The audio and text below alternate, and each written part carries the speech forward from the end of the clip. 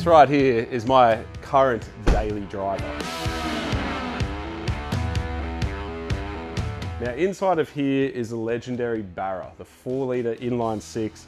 It is capable of some big horsepower numbers, but it's not capable like this. So in order to fix that, we've got a massive turbo, and this is straight from Temu. Now, this is under 200 bucks, and this should make the car a lot faster. Guess we're gonna have to see though. So in the time I've had this thing, I've done a few little tasteful mods. Just like these Lenzo race wheels here, wrapped in tires from One Stop Tire and Auto. We also got some tint on this thing, just to stealth it out a little bit. We've also done some suspension, so you can see it's sitting very low, which is extra style points. The best part that I've done so far, in my opinion, is the exhaust.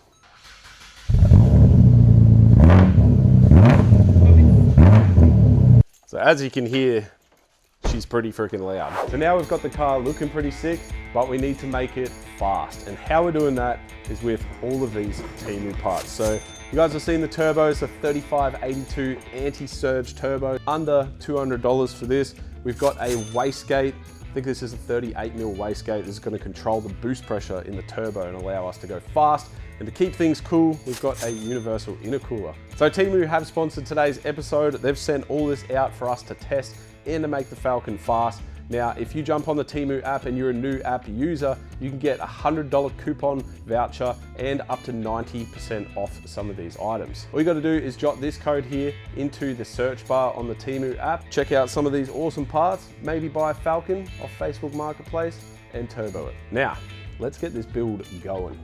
And I mean, going fast. That exhaust manifold needs to come off so the turbo can go somewhere down there like that. We're gonna get the front bumper off so we can do the intercooler and all the intercooler pipes. But pretty much when I get the exhaust manifold in, she's gonna be sitting something like that. I haven't been this excited about a car in a very long time. So let's start stripping all this back and start thinking about getting that turbo in there for good.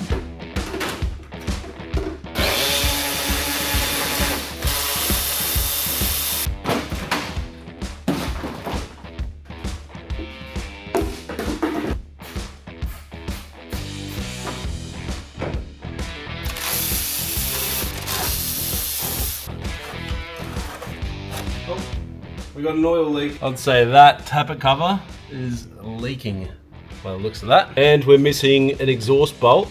So maybe someone's been in here before. I don't know why they didn't just chuck a turbo on it when they were in there.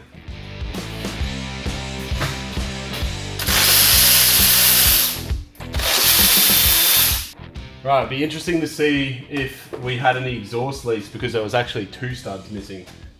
That actually looks pretty good. No exhaust leak. They're not snapped either, they're just missing.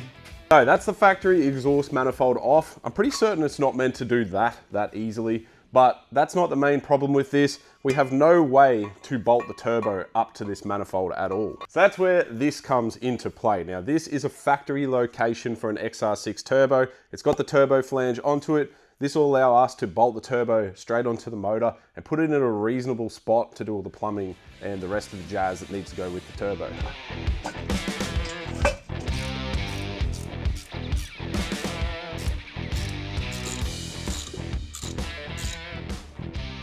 Right, the exhaust manifold is on, it looks really good. So now it's time to talk about the turbo and get a bit technical. So this is a 3582 turbo. It's a very common style to run on the Barras. It's just like the perfect size to make in between 400 and 600 horsepower, but also make it drive really responsive and nice, because dyno numbers are one thing, but drivability is another. Now the way that a turbo works is you get exhaust into the exhaust housing, it spins the exhaust wheel and it starts the inducer spinning at the front. They're connected through a shaft and that sucks air in, creating pressure, and then forced induction of air goes into the engine.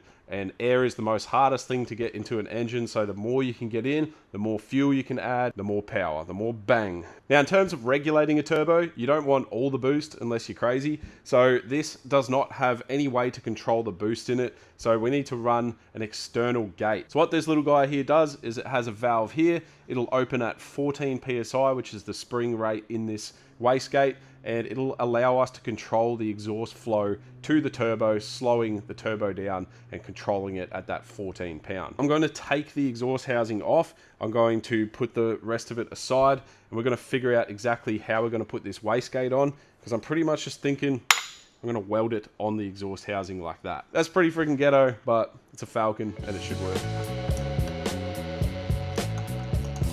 That should come off. All right, now this thing should come off. We now have our exhaust wheel and our exhaust housing.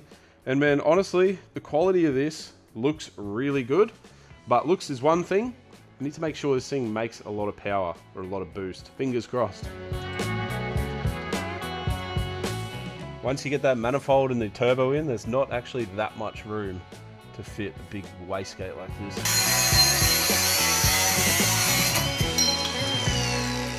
I've cut a piece of steam pipe, which is like bull bar material, and it's kind of cut on about a 45-degree angle, maybe not a 45, maybe like a 30, and that is going to go right about there somewhere, and then our wastegate can get welded on top, and it's going to look something like that.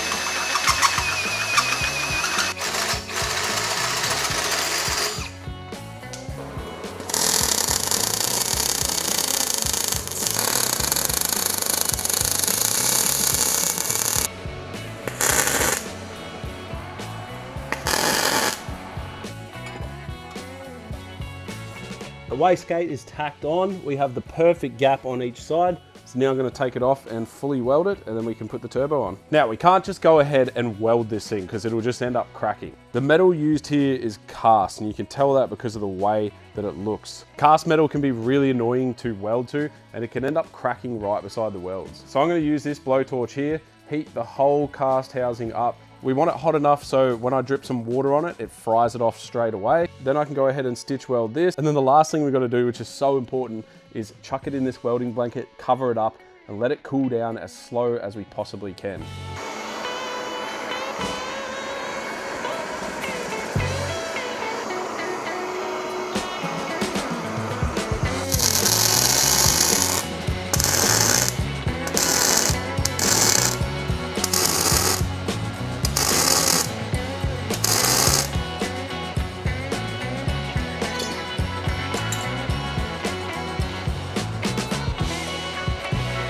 While that is drying off, we're going to focus on the intercooler and try and get this mounted in there.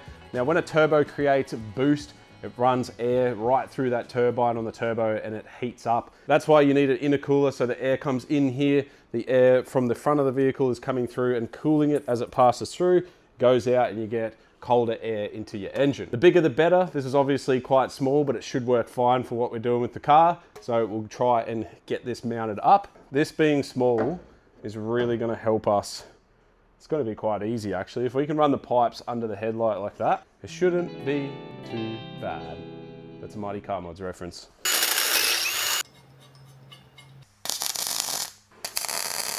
Now, those front brackets didn't exactly work, so I'm going to have to mount this underneath there.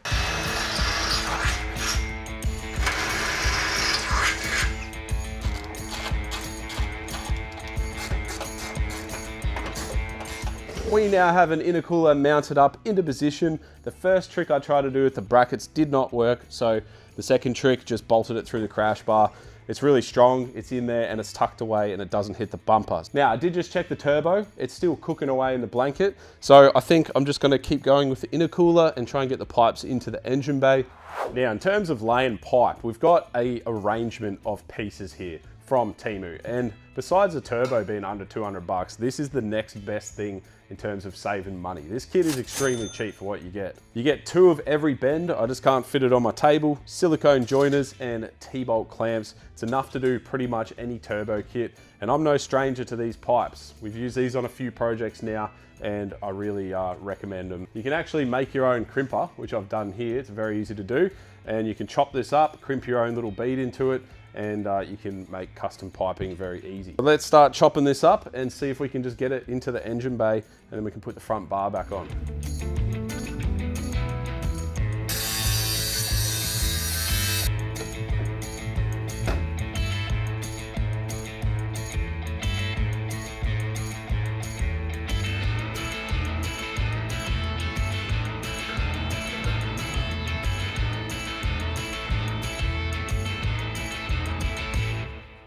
That took a little bit longer than I expected, but it does look really good and it's in there now, so I'm very happy.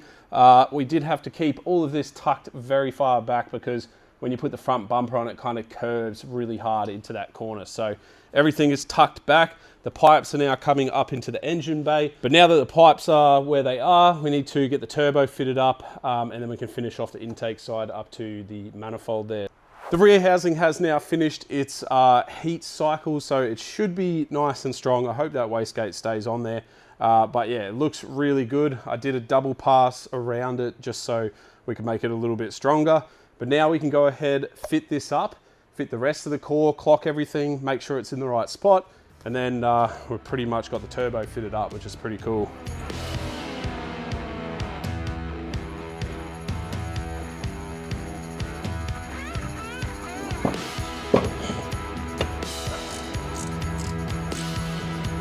Tommy's Temu turbo topper ting is tin. You get what I'm saying. The turbo is in and it looks good. The intercooler pipe is going to be pretty straightforward. It's just going to come up with the 90 straight down and join into the pipe there. I am going to relocate the battery from this side of the car over to this side of the car using a kit. That way we can run the intake right into this spot here instead of running it all the way over to the other side of the car. And then we have to run our other intercooler piece up to our throttle body right there. And then we'll have a complete Temu Turbo Temu's turbo kit done and dusted.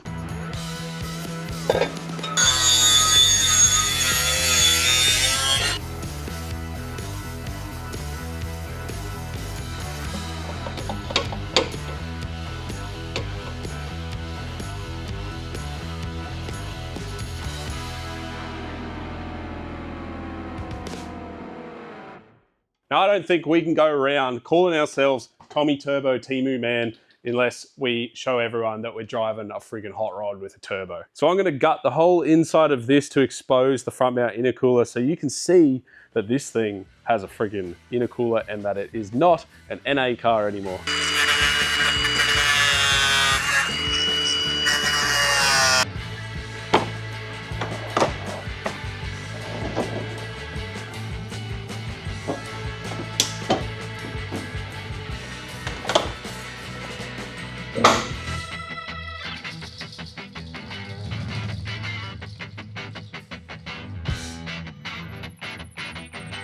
Now that there is an intercooler on a G6E. We have a Temu turbo kit pretty much complete. There is still a lot to do and I've just received the box here to finish the rest. So we'll get onto that next week. We've got fuel pump injectors, all the big boy stuff. But for now, this thing has a freaking Temu turbocharger. Man, it actually looks really good too. Like where the turbo's sitting, we could have high mounted it, probably would have looked a bit better, but the low mount's a lot cheaper of an option. But look where the turbo is. Look at the intercooler pipes, the intercooler shining through the bumper there. We've got ourselves a friggin' absolute unit here. One thing I'd really like to know is what you guys think it's gonna do in horsepower. Drop your comment down below. Is it gonna work? Is it gonna blow up? Is it gonna float the valves? Is it gonna do, I don't know, something weird? Put your comments down below. We'll see who's right on the numbers, and maybe I'll send out, actually I will send out a free shirt and a free sticker to whoever guesses it correctly. Honestly guys, I'm really excited. I know it's a little bit different to the full drive content, but this is just so fun to do and it's going to be so fun to drive. Shout out to Temu for sponsoring this episode. I'll have a link down in the description below. There'll actually be each individual product listed that we use on this episode, and you can go and turbo your Falcon at home, do the exact same thing. Let's get this thing finished next week. I did just receive a big box of fuel system parts and everything that we need to get this thing up and running and get it to the dyno, which is going to be so much fun. There is one major problem though. I'm going to need a daily for my daily.